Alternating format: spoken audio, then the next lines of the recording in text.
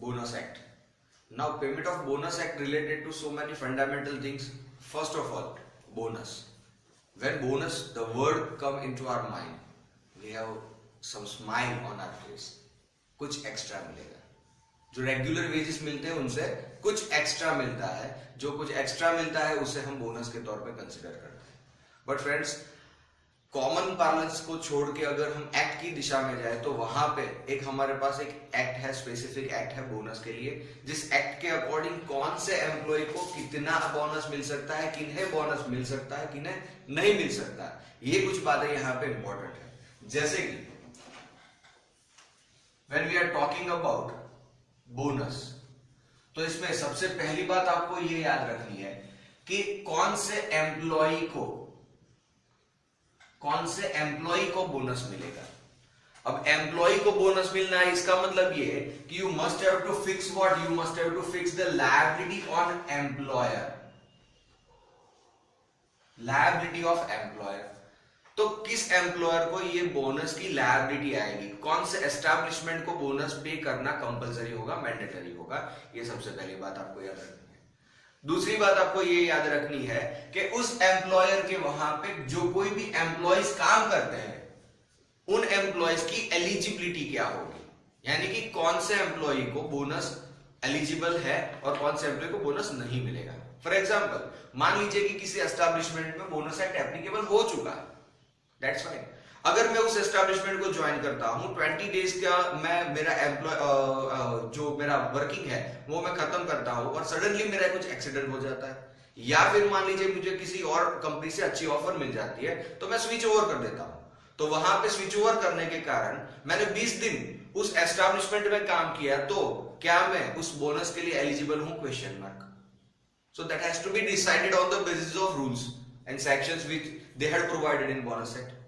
दूसरी बात यह है कि मान लीजिए कि मैंने 3 या 4 महीने, मेरी ज्वाइनिंग से 4 महीने काम किया और उसके बाद मेरा सडनली एक एक्सीडेंट हो जाता है, एक रोड हादसा हो जाता है एम्प्लॉयमेंट के काम के दौरान. यानी कि मैं किसी जगह पे जा रहा हूं, say for example I am going to visit the bank, मैं कुछ डिपॉजिट करने के लिए या फिर विड्रॉल्स करने के लिए जा रहा हूं कंपनी के काम से, और मैं कुछ एक्सीडेंट का शिकार हो जाता हूं और मेरा 4 महीने का हॉस्पिटलाइज रहना, या फिर मान लीजिए कि मैं 4 महीने प्लास्टर की वजह से कुछ काम नहीं कर सकता हूं, और वहां पे देखिए कि आगे मैंने 4 या 5 महीने काम किया है और दूसरे 4 या 5 महीने मैं हॉस्पिटलाइज रहा हूं, तो क्या मैं एलिजिबल हूं. और एक ऐसा एम्प्लॉय कि जो सीजनल एस्टैब्लिशमेंट में काम करता है. सीजनल एस्टैब्लिशमेंट क्या होता है फ्रेंड्स, कि कुछ ही महीनों के लिए वो वर्किंग में होता है. मान लेते हैं से फॉर एग्जांपल अम्ब्रेला, तो अम्ब्रेला का सीजन कब आएगा, जब बारिश होगी तब. तो बारिश के मौसम के अलावा उसका प्रोडक्शन होता रहता है. बट मान लेते हैं कि हमारे 3 सीजन अवेलेबल है, उसमें से हर एक सीजन का ऑन एंड एवरेज 4 महीनों का पीरियड है. तो वहां पे समर में और विंटर में 4 + 4 ये 4 महीने होते हैं, 8 महीने. तो क्या इन 8 महीनों में प्रोडक्शन होना है, नहीं होना है. यहां पे शायद ये 4 महीने इनका, सॉरी ये 4 महीने, माय मिस्टेक, यहां पे इस 4 महीनों में ये प्रोडक्शन होगा, और इस प्रोडक्शन के बाद जब आपकी जो बारिश की सीजन आती है तब उसका सेलिंग शुरू होगा. तो इसका मतलब ये है कि विंटर के दौरान इसका प्रोडक्शन बंद रहता है, एस्टैब्लिशमेंट आराम करता है, कोई काम नहीं रहता है. तो क्या ऐसे एस्टैब्लिशमेंट को बोनस एक्ट एप्लीकेबल होगा, और अगर बोनस एक्ट एप्लीकेबल होगा तो क्या उनके एम्प्लॉय को बोनस का हक है अकॉर्डिंग टू बोनस एक्ट. ये भी एक बात सुनने वाली है और समझने वाली है. तो यहां पे सबसे पहली बात बोनस के लिए है वो है एम्प्लॉयर या एस्टैब्लिशमेंट के किनको ये लायबिलिटी फिक्स होती है. दूसरी बात आपको ये याद रखनी है कि उस एम्प्लॉयर के अंदर काम करने वाले एम्प्लॉय को बोनस एलिजिबल है या नहीं है, मिल सकता है या नहीं मिल सकता है. तीसरी बात आपको ये याद रखनी है कि amount of bonus, amount of bonus, कितना अमाउंट मिल सकता है. तो इसका एक पर्टिकुलर कैलकुलेशन है. उस कैलकुलेशन के लिए आपको शेड्यूल नंबर 2, 3, 4 यहां पे दिए गए हैं, और उन 2, 3, 4 के अकॉर्डिंग उनका प्रॉफिट, उनका टैक्सेशन, उनके डिडक्शन, किनके, एम्प्लॉयर के डिडक्शन, अलोकेबल सरप्लस, ये सारी चीजें, सेट ऑन, सेट ऑफ, ये सारी चीजें आपको ध्यान में रखनी है, जो कि later on we will see about. तो ये बात है कि अमाउंट ऑफ बोनस आपको क्या करनी है. और अगर हम एक स्टेप आगे बढ़े तो आता है कॉम्प्लायंस। कॉम्प्लायंस का पार्ट ये बोलता है कि अगर किसी एस्टैब्लिशमेंट को या एम्प्लॉयर को ये रूल एप्लीकेबल होता है, सेक्शन या सॉरी ये एक्ट एप्लीकेबल होता है, और अगर वो उस एक्ट को कॉम्प्लाई नहीं करता है तो उसे पेनल्टी क्या होगी, उसकी लीगल लायबिलिटी क्या होगी। इतनी चीजें तो आपको बेसिक याद रखनी है। तो इसके लिए कुछ डेफिनेशंस भी आपको याद रखनी है और कुछ बेसिक फंडास भी आपको याद रखने हैं। जैसे कि एस्टैब्लिशमेंट का मतलब क्या, एम्प्लॉय का मतलब क्या, एम्प्लॉई में एलिजिबल एम्प्लॉय कौन होंगे, उनकी अमाउंट कैसे कैलकुलेट करनी है, वगैरह वगैरह। तो देखिए हमारे मॉड्यूल में, yes first of all introduction से हम शुरू करते हैं। This is an act intended to provide for the payment of bonus to person employed in certain establishment. देखिए certain establishment on the basis of the profit or on the basis of production or the productivity and for matters connected therewith. It comes into force from September 25th 1965। ये 1965 25 सितंबर से ही इस act को effective applicable किया है। आगे देखिए, the payment of bonus act has undergone several amendments and this act extends to whole of India. Extend to underline कर दीजिए, whole of India. Act is design to, this are the objectives of this act. Act is design to, इसका मतलब क्या होना है friends, कभी कभार या ना इंस्टीट्यूट कुछ ऐसा अटपटान सा क्वेश्चन पूछ सकती है कि for what reason act has been designed. तो act is designed to impose a statutory obligation on an employer for every establishment covered by the act to pay bonus to employee in the establishment। देखिए ये word क्या बताता है कि impose statutory obligation। तो मैंने पहले भी बताया था ना कि सबसे पहले हम एलिजिबल एम्प्लॉयर की बात करते हैं। तो इनका सबसे पहला ऑब्जेक्ट क्या है, इनका सबसे पहला ऑब्जेक्ट है कि स्टैट्यूटरी लायबिलिटी फिक्स करना है। किसके ऊपर, फिक्स्ड ऑन एम्प्लॉयर। तो एम्प्लॉयर के ऊपर फिक्स करेंगे, ये सबसे पहला ऑब्जेक्ट है। सेकंड ऑब्जेक्ट इनका क्या है, देखिए, lay down the principle and formula for calculation of bonus। तो सेकंड ऑब्जेक्टिव इनका ये है कि बेसिस और फॉर्मूला और method of computation of bonus, right. Next object हमारे पास, provide for the payment of minimum and maximum bonus and linking the payment of bonus with a scheme of set on and set off. Provide for payment of minimum and maximum bonus. तो minimum bonus और maximum bonus, ये minimum और maximum bonus की limit और इनका set on और set off के साथ जो कनेक्शन है वो, ये सारे टेक्निकल वर्ड्स है, we will see later on.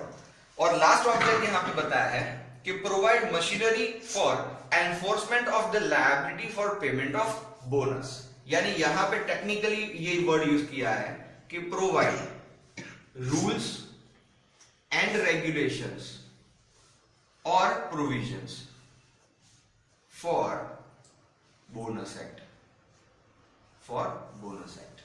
ये प्रोवाइड मशीनरी का मतलब ये होता है कि इस एक्ट को अप्लाई करने के लिए कौन कौन से रूल्स, रेगुलेशंस या फिर प्रोविजंस आप अंदर इंक्लूड किए गए हैं, ये ऑब्जेक्ट है, राइट, क्लियर। तो ये होंगे उसके ऑब्जेक्ट। आगे आपको बताया, देखिए एप्लीकेबिलिटी ऑफ द एक्ट। तो यहां पे एप्लीकेबिलिटी का पॉइंट शुरू हो जाता है कि सबसे पहली बात यह कि कौन कौन से एस्टैब्लिशमेंट को ये एक्ट एप्लीकेबल होगा। First one, unless it is provided otherwise in this act, it shall apply to first every factory।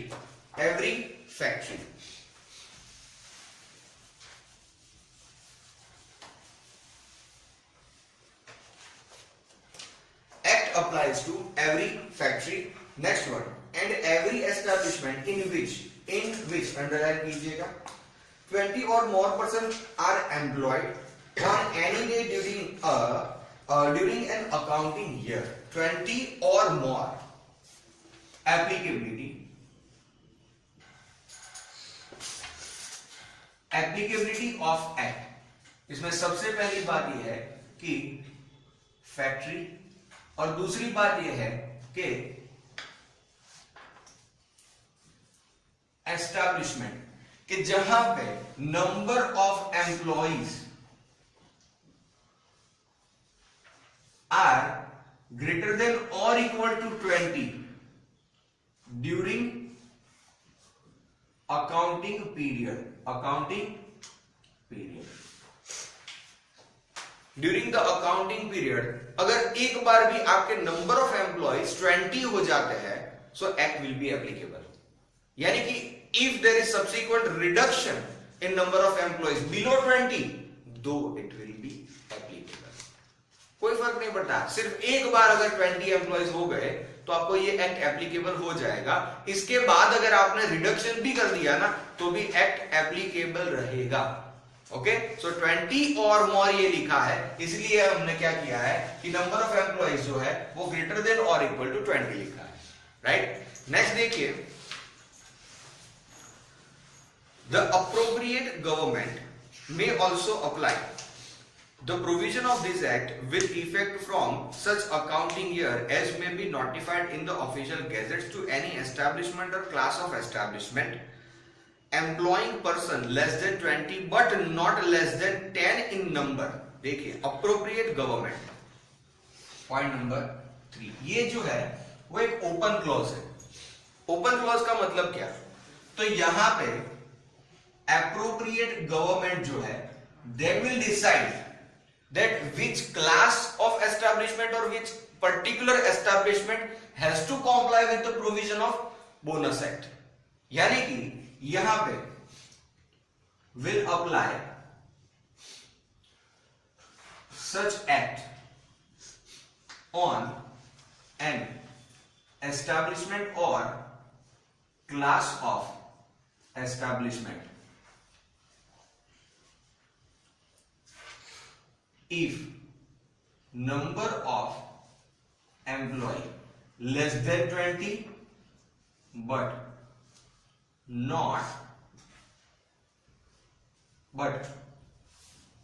number of employee greater than 10।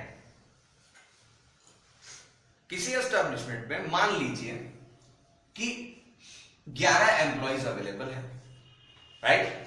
तो इस एस्टैब्लिशमेंट को इस रूल के अकॉर्डिंग एक्ट एप्लीकेबल नहीं होगा, ये तो ठीक है, क्योंकि 20 या 20 से ज्यादा होना चाहिए। बट यहां पे ये बताया है कि अप्रोप्रिएट गवर्नमेंट अगर चाहे तो नोटिफिकेशन के थ्रू किसी पर्टिकुलर एस्टैब्लिशमेंट या फिर क्लास ऑफ एस्टैब्लिशमेंट को ये एक्ट एप्लीकेबल कर सकते हैं, राइट। अब करने के लिए भी एक और कंडीशन है, अगर यहां पे 20 से ज्यादा एम्प्लॉय होते तो एक्ट ऑटोमेटिक एप्लीकेबल हो ही जाता ना। ओके, तो हमें ये सोचने की जरूरत नहीं है एप्लीकेबल है या नहीं है, वो तो एप्लीकेबल हो ही जाता है। और अगर मान लीजिए कि नोटिफिकेशन देना है तो इसका मतलब ये हुआ, नेचुरल है कि नंबर ऑफ एम्प्लॉइज जो है वो 20 से तो कम है, 20 से तो कम है, पर उसमें एक और कंडीशन है कि एम्प्लॉय जो है वो 10 से ज्यादा होने चाहिए, तो ही इस तरह का नोटिफिकेशन पास ऑन हो सकता है।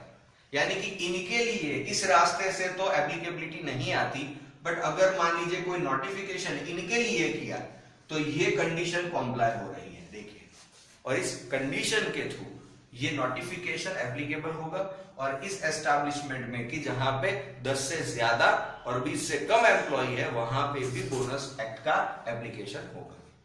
ओके, मान लेते हैं कोई एक और एस्टैब्लिशमेंट है, 6 एम्प्लॉय है वहां पे, तो किसी भी सूरत में इसके ऊपर ना तो इस रूट से ना तो इस रूट से एप्लीकेबिलिटी हो सकती है, क्योंकि कंडीशन है ना मिनिमम 10 एम्प्लॉय होने चाहिए या 10 से ज्यादा।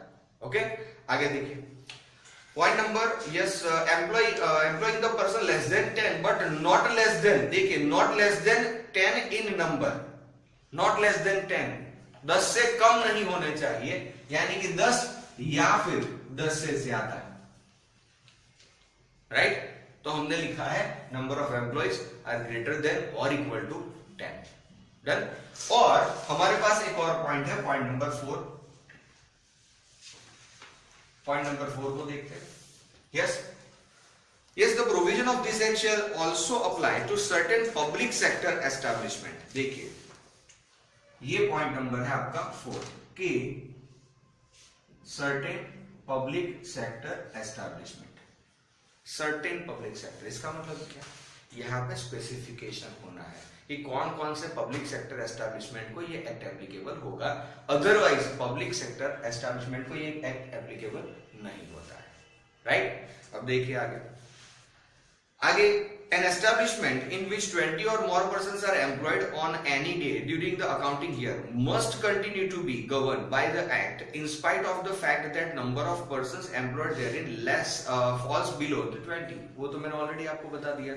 सेक्शन नंबर 1 सबसेक्शन 5 ये बताता है कि किसी भी टाइम पे अगर 20 या 20 से ज्यादा एम्प्लॉय हो जाते हैं तो act will be applicable.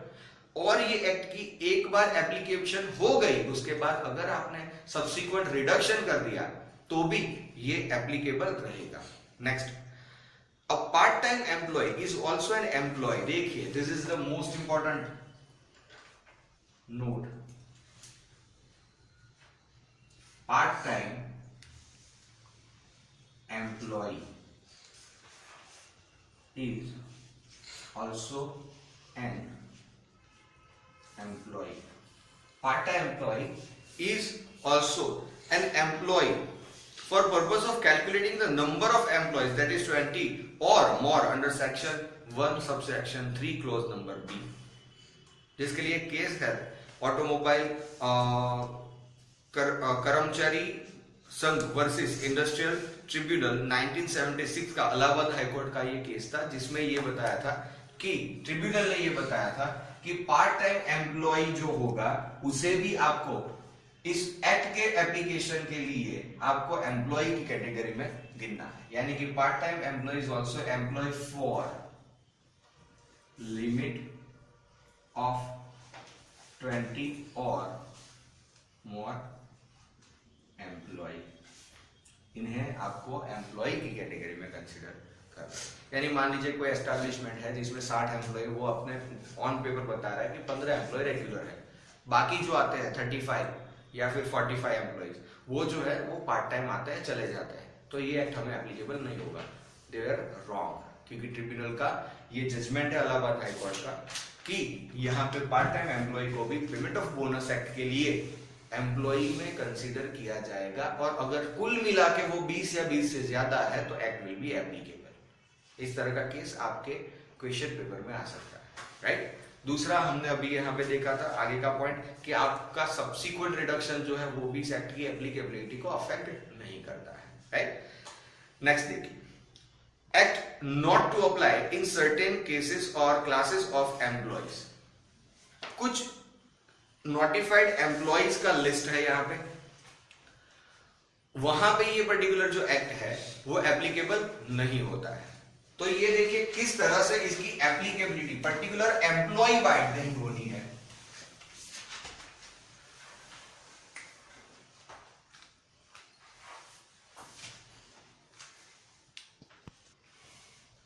So act not apply to certain classes of employees।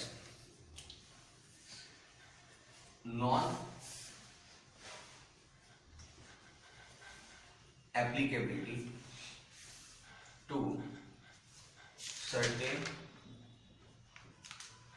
employees। First one देखिए, following are the categories of employee who are excluded from the, underline और राउंड कर दीजिए आपके मॉड्यूल में, excluded from the operation of act employee employed by the life insurance corporation of India। बहुत अच्छी बात है। सबसे पहली बात यह है कि employ of LIC life insurance corporation of India right, ये सबसे पहली बात है कि इनको बोनस एक्ट एप्लीकेबल नहीं होगा, एक्सक्लूड रखा है। सेकंड देखिए, yes, seaman as defined under section 342 of the merchant shipping act. Seaman होता है मर्चेंट शिपिंग एक्ट के अकॉर्डिंग, उन्हें ये एक्ट एप्लीकेबल नहीं होगा। तो seaman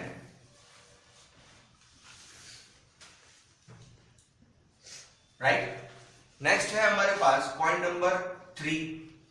according to point number 3 देखिए, एम्प्लॉइज रजिस्टर्ड और listed under any scheme made under dock workers regulation of employment act 1948 and employed by registered or listed employers।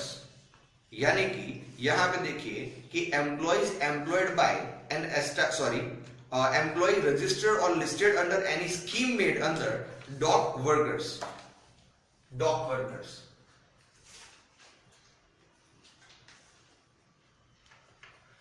Workers के cases में दो चीजें याद रखनी है। Point number A, employee registered और listed under scheme of dock workers employment, और point number B, employed by employer registered or listed under scheme of again dog workers. तो डॉग वर्कर्स में दो तरह से एक्सक्लूजन है। एक, अगर मान लीजिए कि एम्प्लॉय खुद वहां पे लिस्टेड या रजिस्टर्ड, एम्प्लॉय खुद, तो भी एप्लीकेबल नहीं होगा। और दूसरी बात यह है कि एम्प्लॉय रजिस्टर्ड या लिस्टेड नहीं है, पर जो एम्प्लॉयर है वो खुद लिस्टेड या रजिस्टर्ड है और वो आपको एम्प्लॉय करता है। तो ऐसे एम्प्लॉयर को भी जो कि लिस्टेड या रजिस्टर्ड है स्कीम के अंदर, तो उन्हें भी क्या होगा, ये एक्ट एप्लीकेबल नहीं होगा। Next, employees employed by an establishment engage in any industry carried on by or under the authority of the department of central government or state government or local authority। देख लीजिए, employees employed by establishment engaged in any industry carried on by or under authority of department of, यानी कि point number 4, employee of any establishment carried on by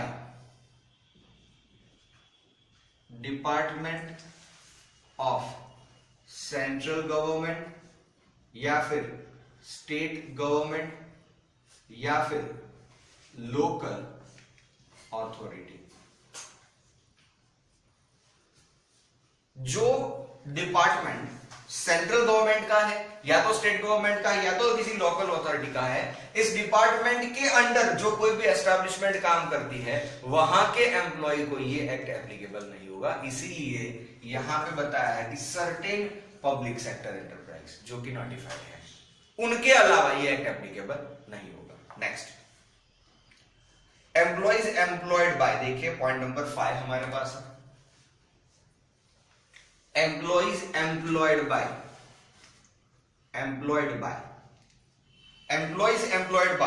the Indian Red Cross Society or any other institution of a like nature including the branches। तो Indian Red Cross Society or any other branches, तो employed by first या फिर A, Indian Red Cross Society or any branch,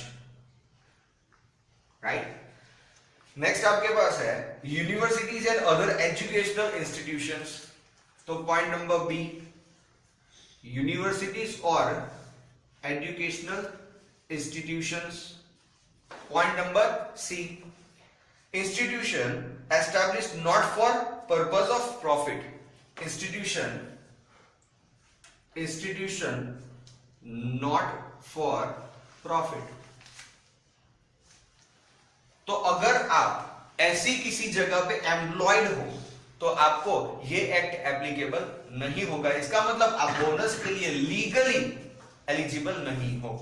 यानी कि अगर आपको खैरात में कुछ मिल रहा है, कोई रहम कर रहा है आपके ऊपर कि लीजिए इतना बोनस ले जाइए, सो दैट्स फाइन, मिलता है तो ले जाइए। हाँ, पर उसके ऊपर ये एलिगेशन मत डालिए कि नहीं एक्ट में इतना मिलना चाहिए। एक्ट एप्लीकेबल ही नहीं है इन एम्प्लॉइज को। नेक्स्ट देखिए point number 6, employ employed by the reserve bank of India. Point number 6,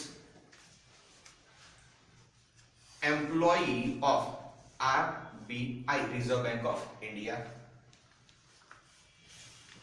next, employees employed by financial and other institution such as. तो देखिए employee of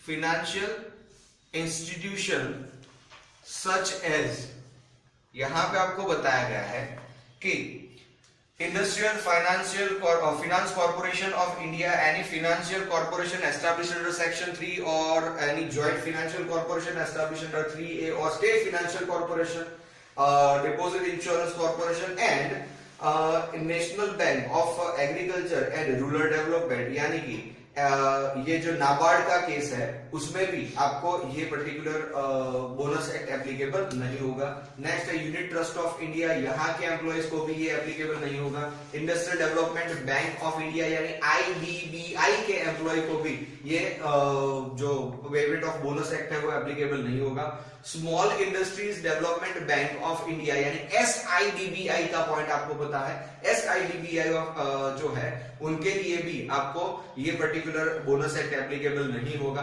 national housing bank जो है वहां पे भी।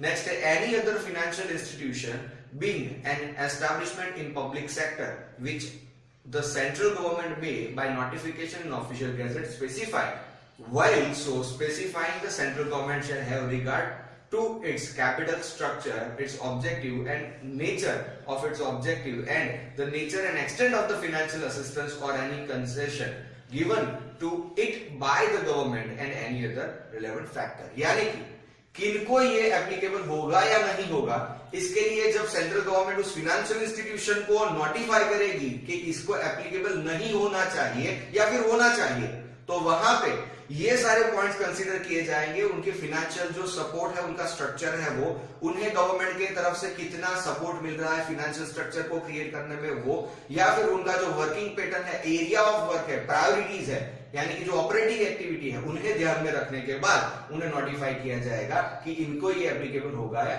नहीं होगा। और लास्ट आपके लिए पॉइंट नंबर 8 है employees employed bye inland water transport establishment operating on routes passing through any other country, यानी कि ये है आपका point number 8, inland water transport passing through any other country, यानी इनका रूट जो है वो इंडिया में नहीं आने वाला है, वो किसी और देश की टेरिटोरियल बाउंड्री में से होते हुए इंडिया में वापस आना है। Right? So these are the employees to whom this act is not applicable. Section number 32 ये आपको याद रखना है। Okay?